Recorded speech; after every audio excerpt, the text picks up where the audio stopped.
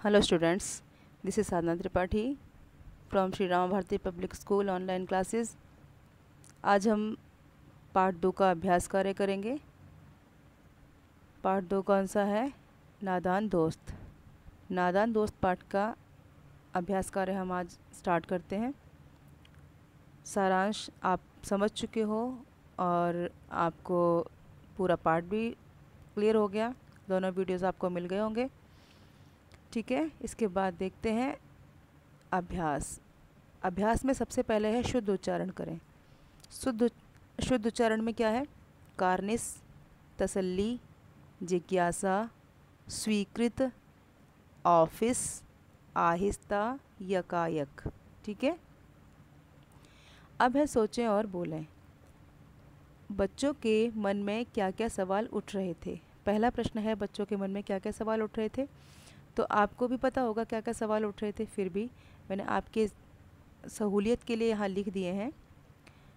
बच्चों के मन में सवाल उठ रहे थे, अंडे कितने बड़े होंगे, किस रंग के होंगे, कितने होंगे, क्या खाते होंगे, वगैरह वगैरह। ये सारे सवाल उनके मन में उठ रहे थे। ठीक है, दूसरा प्रश्न है, बच्चों ने घोंसले को धूप से किस प्रकार बचाया? तो किस प्रकार बचाया था? टोकरी लेकर आया था ना केशव। केशव ने टोकरी में कागज़ लगाया था और टोकरी कैसे एक लकड़ी के सहारे से उस पर अंडों पर आड़ कर दी थी।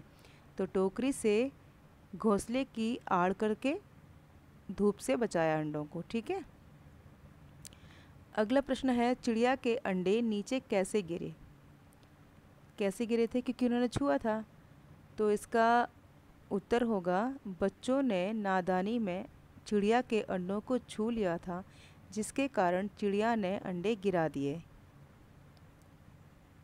क्लियर? अब है लघु उत्तर लिखें। लघु उत्तर आपको अपनी उत्तर पुस्तिका में लिखने हैं, जो कि आपको फेयर नोटबुक के कार्य में आपको होमवर्क में ड्रॉप बॉक्स में मिल गए होंगे। वो आप अपनी कॉपी में लिख देना, फेयर नोटबुक में। ओके, इसके बाद किसने कहा, किससे कहा है? बगैर पैरों के बेचारे कैसे उड़ेंगे? ये किसने कहा था? केशव ने कहा था श्यामा से। यह केशव है, वह कर लेना बेटा, ये न का। और बच्चों को धूप न लगती होगी, ये किसने कहा? श्यामा ने कहा था केशव से। तुम वहाँ पहुँचे कैसे? अम्मा ने पूछा था ना केशव से। ओके, अम्मा जी, चिड़िया के अंडे टूटे पड़े हैं, ये किसने किसको बताया था? श्यामा ने बताया था ना अम्मा को। अगला देखो, अगला है गद्यांश। 4 बजे एकाएक श्यामा की नींद खुली, वह दौड़ती हुई कार्निस के पास आई और ऊपर की तरफ ताकने लगी। संयोग से उसकी नज़र नीचे गई और वह उल्टे पांव दौड़ती हुई कमरे में जाकर जोर से बोली, भैया अंडे तो नीचे पड़े हैं, बच्चे उड़ गए। केशव घबरा कर उठा और दौड़ता हुआ बाहर आया तो क्या देखता है कि तीनों अंडे नीचे टूटे पड़े हैं और उनमें से उजला उजला पानी निकल रहा है। पानी की प्याली भी एक तरफ टूटी पड़ी है। अब ये हो गया आपका गद्य यानी गद्यांश। ठीक है, अब गद्यांश से जब क्वेश्चंस आते हैं तो आपको किस तरह से सेलेक्ट करने होते हैं, किस तरह से आपको देखने होते हैं। अब प्रश्न देखिए पहला, श्यामा कार्निस के पास दौड़ती हुई कब आई? कब आई? यहाँ ऊपर सबसे पहली पंक्ति देखो, जब 4 बजे अचानक श्यामा की नींद खुली तब वह दौड़ती हुई कार्निस के पास आई। ठीक है, आगे है, ज़मीन पर क्या टूटा पड़ा था? ज़मीन पर तीनों अंडे टूटे हुए पड़े थे और पानी की प्याली भी टूटी हुई पड़ी थी। क्लियर? आगे देखो, आगे क्या है? अंडों से क्या निकल रहा था? अंडों से उजला उजला पानी निकल रहा था।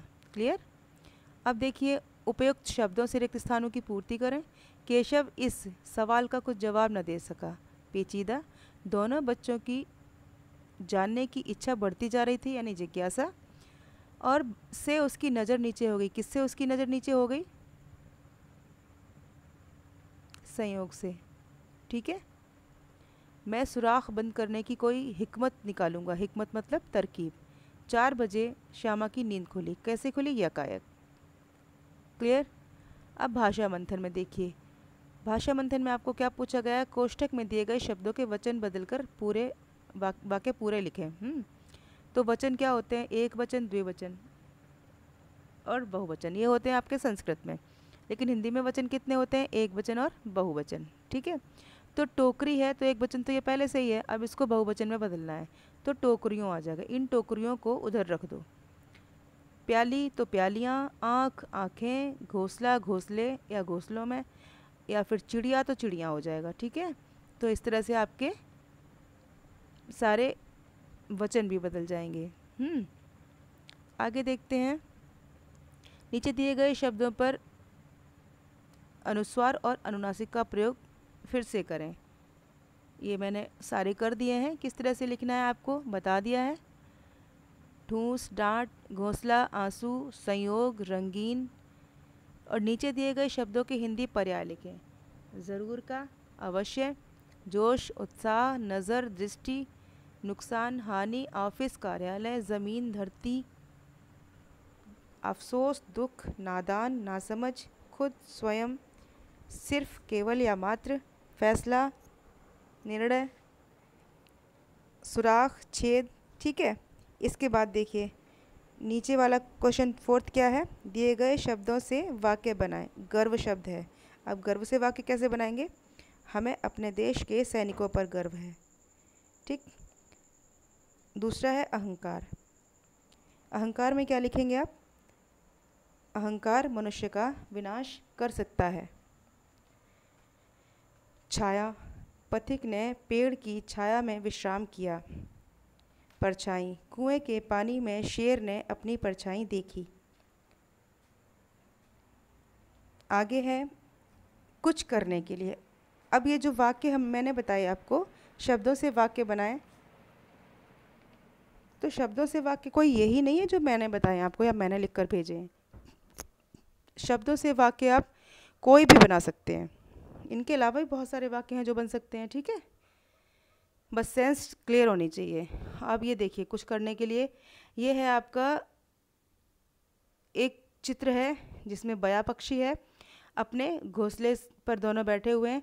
इसके बारे में आपको स्वयं करना होगा। ठीक है, इससे आपकी लेखन कौशल का विकास होगा और आप अपनी सूझ से, अपनी समझ से कर सकते हैं। क्लियर। तो ये आपका अभ्यास कार्य भी पूर्ण हुआ। उम्मीद है तुम्हें समझ में आ गया होगा सभी को बेटा। ठीक है, और आप लोग बहुत अच्छा पढ़ रहे हो, बहुत अच्छा कर रहे हो। Really I appreciate you. ऐसे ही करते रहो आगे। ठीक है, और कोई भी दिक्कत है, कोई परेशानी है तो मैं हूँ जूम क्लासेस में आपके साथ। ओके बेटा, good day, have a nice day.